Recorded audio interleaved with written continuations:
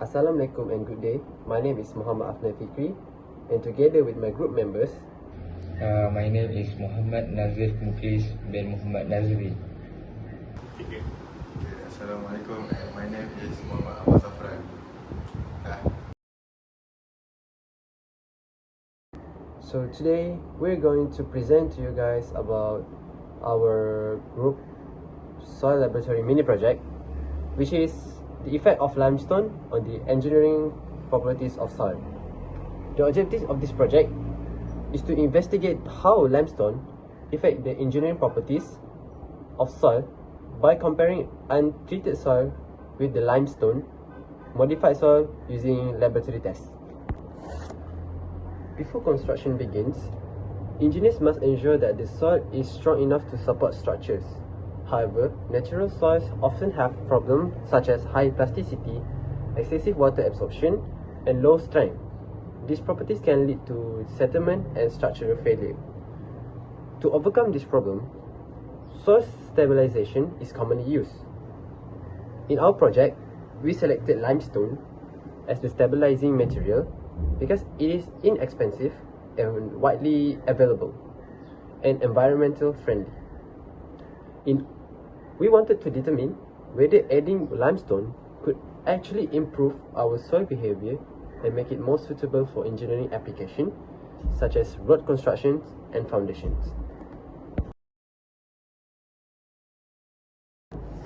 Limestone is mainly composed by calcium carbonate or CaCO3. When mixed with soil, limestone helps reduce plasticity and improve particle bonding. This results in better compaction and greater soil stability.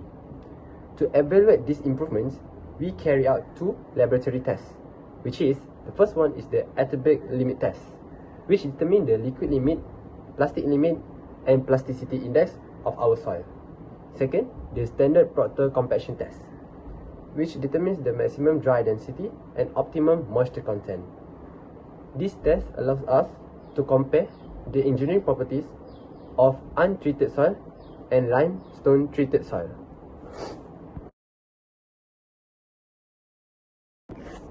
Next, we will move on to the methodology. I will explain the test that we conducted on our mini project. So for the first one is the Atterberg limit test, which is the Casa Grande method. So the purpose of this test is to determine the consistency and the plasticity of the soil. We need to mix the soil with a small amount of distilled water until it became a smooth, uniform paste using spatula on the glass plate. Then, place a portion of the previously mixed soil into the cup of liquid limit. Squeeze down to eliminate air pockets and spread it into the cup to a depth of about 10 mm. After that, using the grooving tool to cut clean straight groove down the center of the cup. Now, we can turn the crank of the apparatus and collect our data.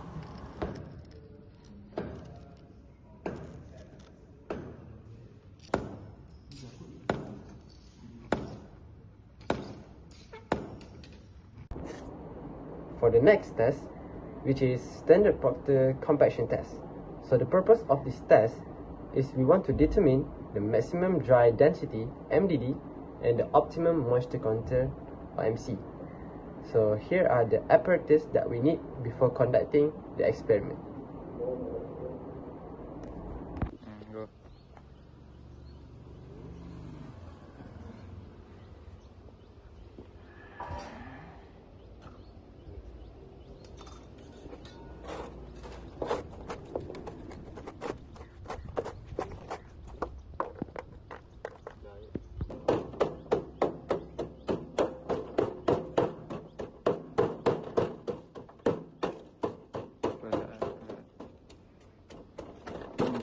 Pas ya?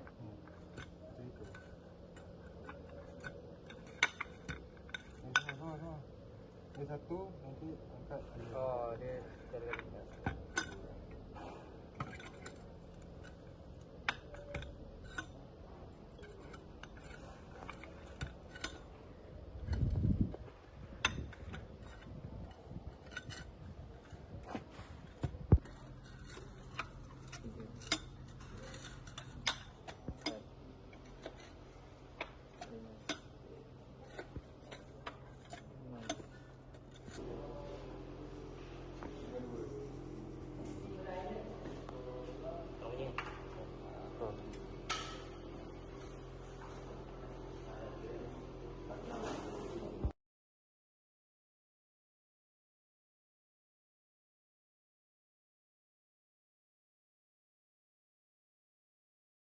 Several precautions were followed during the standard proctor compaction test to minimize experimental errors and ensure reliable results.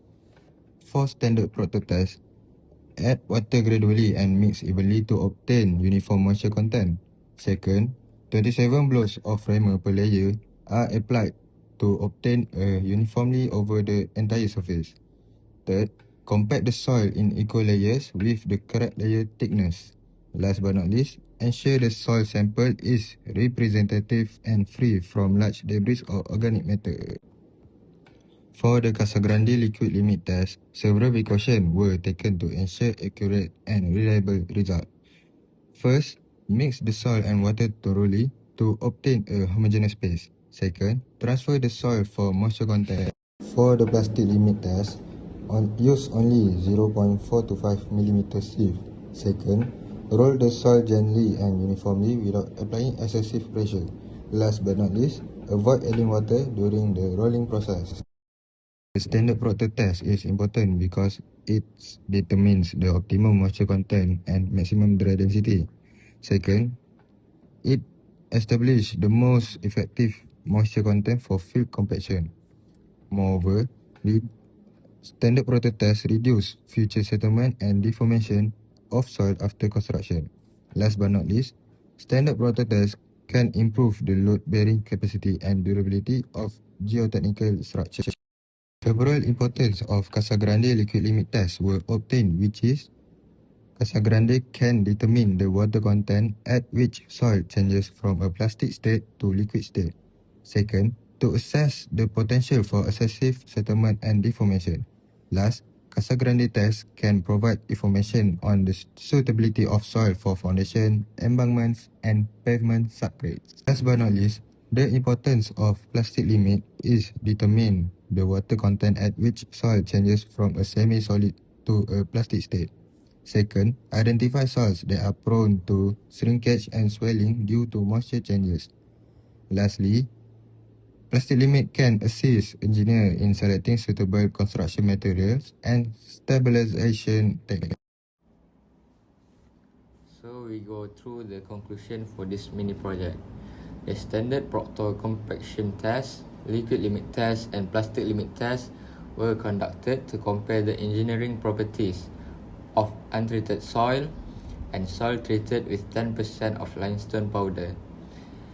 The results show that the untreated soil achieved a higher maximum dry density, which is 1.912 gram per centimeter cube, at a lower optimum moisture content, which is 6.67%, while the limestone treated soil required more water for compaction and exhibited only a slight increase, which is 1 to 2% in the liquid limit. These tests are important for evaluating soil suitability and the effectiveness of soil stabilization.